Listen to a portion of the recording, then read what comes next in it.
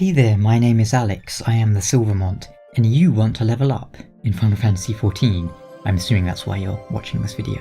So I'm going to tell you some of the best ways to do that. If you're playing your first character and your first class, it's relatively straightforward. Follow the main scenario quest through to level 50, 60, 70, 80, whatever the level cap is at the time you're watching this. And that's all you need to concern yourself with for the most part. Around level 15, you'll want to pick up the challenge log from Limsa. This is a set of weekly challenges that reward money or experience, or both, mostly for things you'll be doing anyway, such as dungeons and fates and all that. The challenge log is unlocked from the blue quest, Rising to the Challenge, obtained from Itolwan in Limsa. Teleport to the Arv Castle and she'll just be north of that. So to kick things off aside from that, let's talk about Exp Bonuses. There are various items you can equip in 14 that will boost your EXP.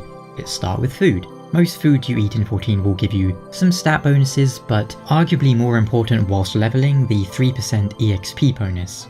It's not much at face value, but let's say you kill 100 enemies in one dungeon. You're getting 3% from each of them.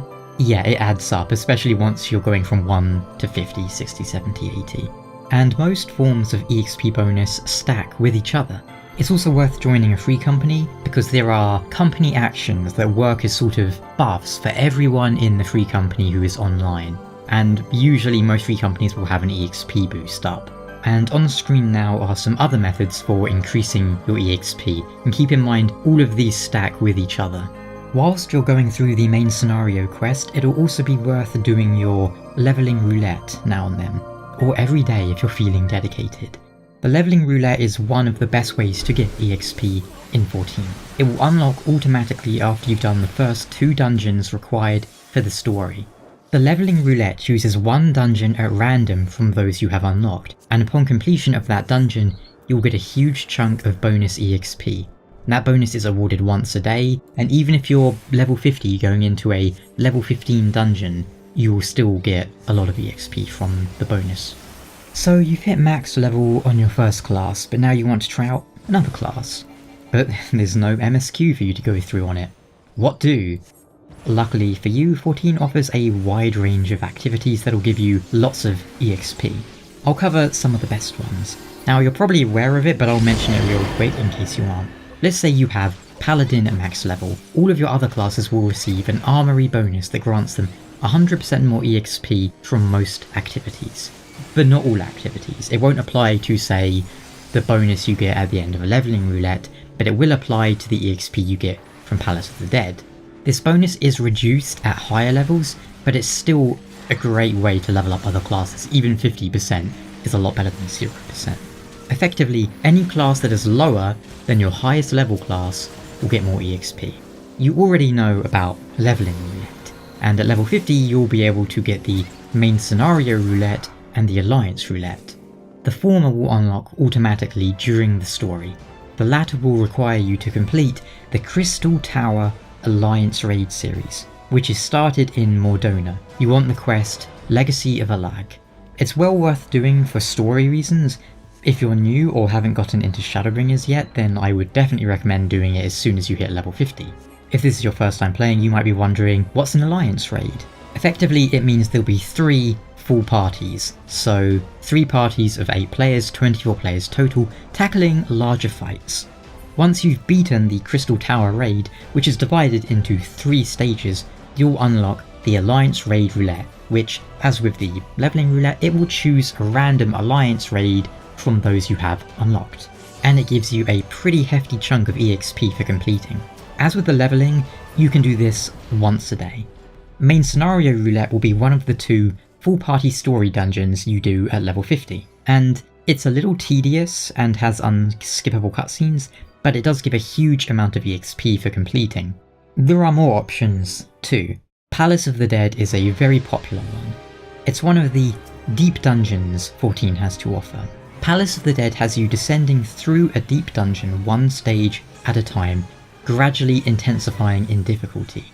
Each time you clear 10 stages, you'll receive a large chunk of EXP. Palace of the Dead also allows you to preview your higher level skills, which might help you decide if you really do want to keep going with your current class. It's unlocked via the quest The House That Death Built, which I believe is in Gridania, and you can do it around level 15-20 in the main scenario quest. If you're looking for pure efficiency, the best thing to do is run floors 51 to 60 over and over again, as that's the best ratio of time and experience.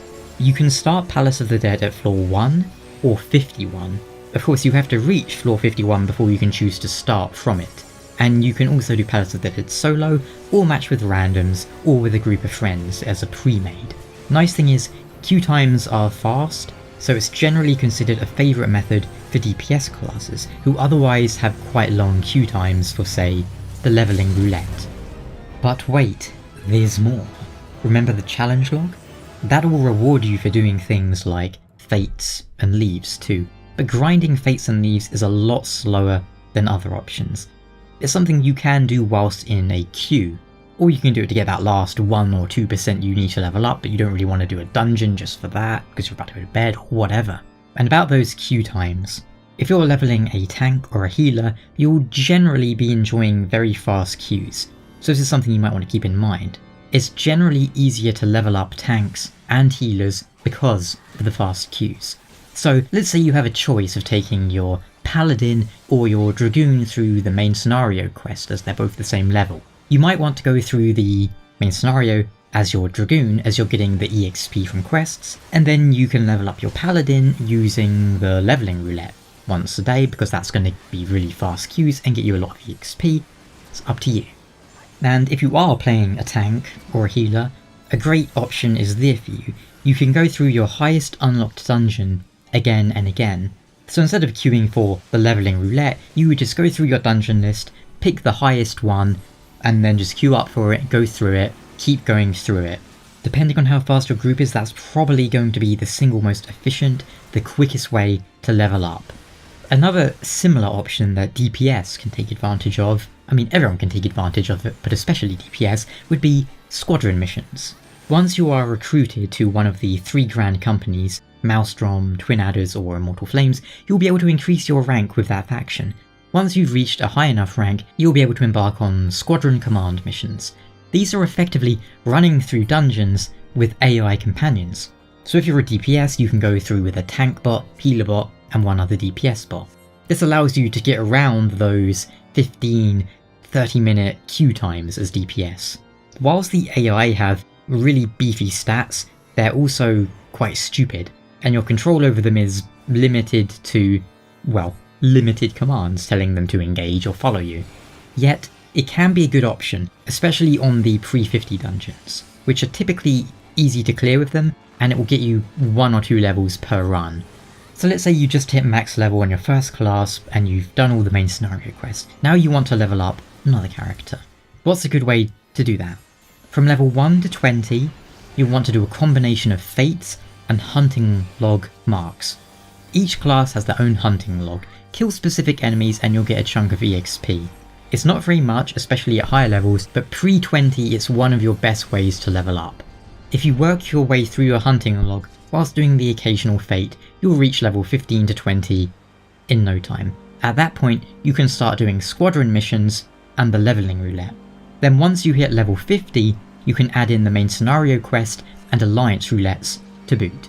It's also worth pointing out that from level 30 plus, you can engage in the Frontline Pvp roulette, which does offer a bit of EXP, not nearly as much as it did in the past, but it's something I would do. Not so much for the EXP, but more so for the PvP currency, which you can spend on a variety of things. So if you want to do it ASAP, get to 15 via hunting logs and then run dungeons over and over again, either with players if you're a tank, with the instant queues, or with bots if you're DPS. If you're doing it with bots, you have to wait until level 20, I believe, and you can also throw in some Palace of the Dead now and then to mix it up. My approach is, I'll do the MSQ and the Alliance and Leveling Roulette once a day, maybe a Palace of the Dead run or 2 if I'm very close to a mini goal, such as if I'm level 59 and I want to hit 60 that day. But I find that pacing, just doing those 3 roulettes, stops me from getting burnt out if I was just doing, I don't know, Palace of the Dead like 5 hours a day. Those are most of your best options for leveling up, but I'll briefly touch on Beast Tribe quests and non-combat classes before I finish up. Let's say you're leveling up a crafter. What are some good ways to do it? Well, level 1 to 40-50, you'll want to be doing leaves that can be found at the Adventurers Guild. At level 40 for crafters, you can unlock and do the Exile Beast Tribe quests. At level 50, if you're a crafter, you can do the Moogle daily quests, which are quick, easy, and give a lot of experience, and they have a kind of fun story attached to it as well. And if that wasn't enough, you also get to work towards the reputation rewards if you want to fly around on a dandelion thing. Unlocking the Moogle daily quests involves a string of side quests, the last of which is Tricks and Stones, but you'll have to check out the wiki if you want to find the exact quest chain, as it's relatively long and I don't remember off the top of my head. Once you hit level 60 and you've done the Heavensward main scenario quest, you can definitely unlock that though. It's a bit of a hassle, but it's well worth it, as the Moogle quests make leveling crafters to 60 an absolute breeze. Likewise, once you've done the 70 MSQ for Stormblood, you can unlock the Namazu daily quests in a similar manner as to the Moogle ones. These ones work for crafters and gatherers, unlike the Moogle ones. They're easy, you can do about 3 of them a day, and they give you hefty amounts of EXP. Following all that? Well, there's another good way for getting EXP for crafters and gatherers too. Once you hit level 60 in Heavensward, you can obtain the quest Go West Craftsman, which will allow you to perform weekly deliveries for a cat. In essence, she'll say, I want 3 donuts. Then you obtain 3 donuts, you hand them in to her for insane amounts of EXP. This involves the collectible system, which, if you're not aware, is an alternate way of crafting and gathering. In essence, let's say you go to mine some silver from a rock. You mine normal silver as you would to sell on the market board or to craft with or whatever, or you can mine it as a collectible, where you increase the collectability score and you hand it in for direct EXP at NPCs who appraise that item. Deliveries operate on the same point-based system. The higher the score, the more EXP you get. After you've handed in 3 of the item, the cat will ask for 3 different items, and in total you can hand in 6 items a week. I know it sounds confusing, but once you've done it once or twice, you'll understand.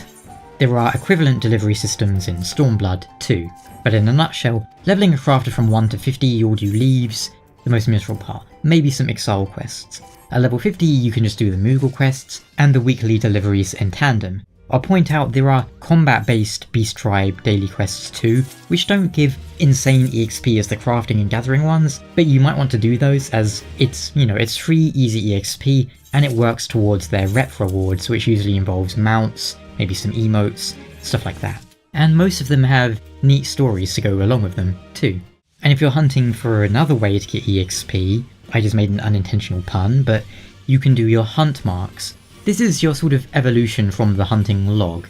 At level 16-70, you can pick up, shall we say, weekly and daily bounties from a huntsman. They'll say like, go and kill 3 death badgers out in this area. Once you've killed those 3 badgers, you'll get, for starters you'll get a bit of currency, but you'll also more importantly get a nice chunk of EXP.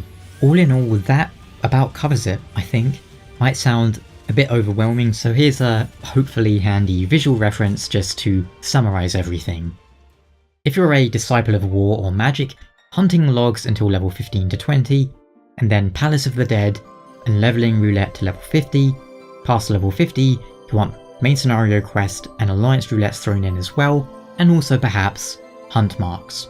And remember to eat your food. Whereas if you're a Disciple of the Hand, you want leaves until 40 and 50, and then Beast Tribe quests and deliveries, which are weekly. And of course, if you have any questions or suggestions or tips on how to get EXP, do leave them down below in the comments. Until next time though, thank you so much for watching, take care.